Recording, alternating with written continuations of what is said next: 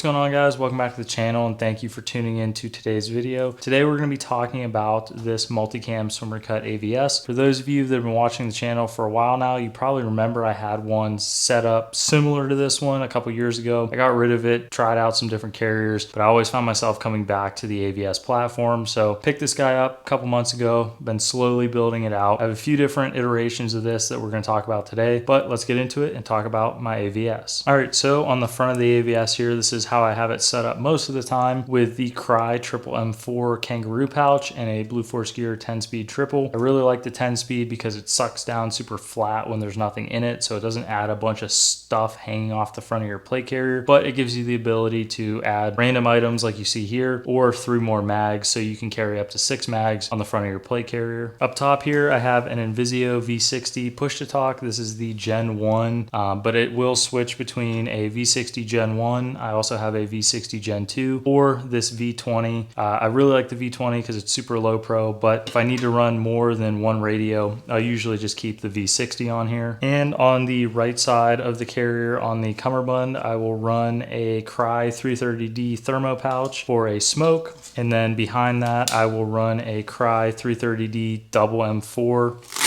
I like to keep one magazine in this as well as my North American Rescue trauma shears. I find that the trauma shears are kind of a weird oblong shape and I usually keep them in a GP pouch, but it's kind of hard to get them back in there and stuff. So they kind of live in this 330D M4. It's just easier that way. Behind that 330D, I have a Dynamic Principles elastic tourniquet pouch with the tourniquet inverted so I can just grab it and pull it straight down if I need to use it. Behind all that, I have a 152 in a Dynamic Principles radio wing pouch. Obviously it's not plugged in, so don't come for me in the comments, but I really like his radio wing pouch. It fits the 152 perfectly, and sandwiching it in between the harness and the 3-band cummerbund, it's super secure and out of the way. Now flipping over to the other side, I have a T3 gear tourniquet pouch. I mistakenly bought this thinking it was a S&S TQS pouch. I just wasn't paying attention, but nonetheless this works just fine, so I can have another tourniquet up on the cummerbund. And behind that I have a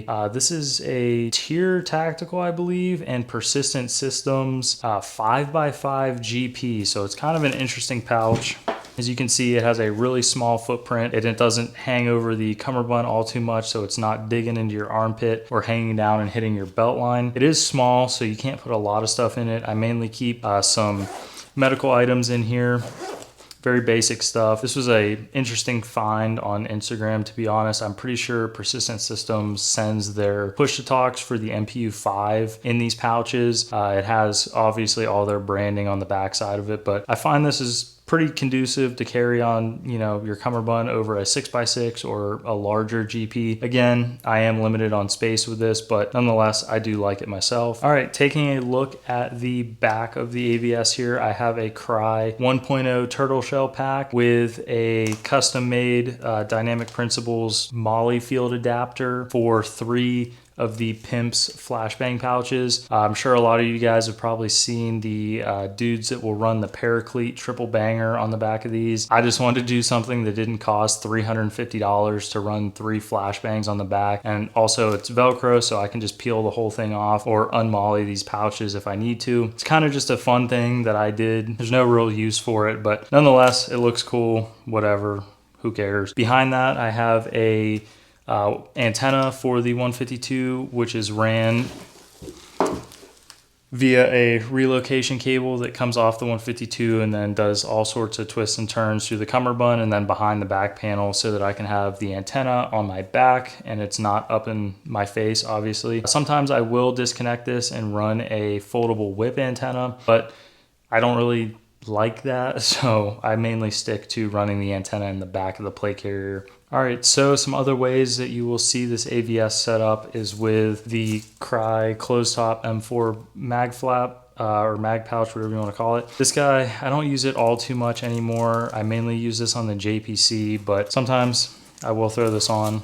This is another flap that I will use. This is the normal Crye Molly flap with no internal mag kangaroo pouch. I will use this guy with two 330D M4s, the double variant, so you can hold 4 mags up here, as well as a Crye 330D thermo pouch. And if I am using this flap, I'll take everything off of the side here and move it up. So I'll ditch this 330D thermo, and I'll take this double M4 and the tourniquet pouch and push it up closer to the front placard if I am using this front flap. All right, so if I'm not using the Crye zip-on pack, I will probably use this guy, which is the Crye zip-on Molly panel with 2 Eagle saw pouches at the bottom, or sometimes I will switch them out for this tier 6x9, I believe, and put that at the bottom of this. And then if I need to, I can add stuff up here on the top with these 2 rows of Molly that don't have anything on it. So this is what I use if I'm not using the zip-on pack. All right, with the back flaps, or the back panels, excuse me, out of the way, that brings us to the end of the video, guys. If you have any questions or comments on the AVS, or you want to talk about how I have it set up a little bit more, feel free, leave them down below. Hit me up over on Instagram. I'd love to talk to you guys about the glorious AVS platform and all the different various 330D accoutrements that I've put on this thing just for fun. I know this video is a little shorter, but I really do appreciate you guys. Thank you for making it to the end of the video, and I will catch you in the next one.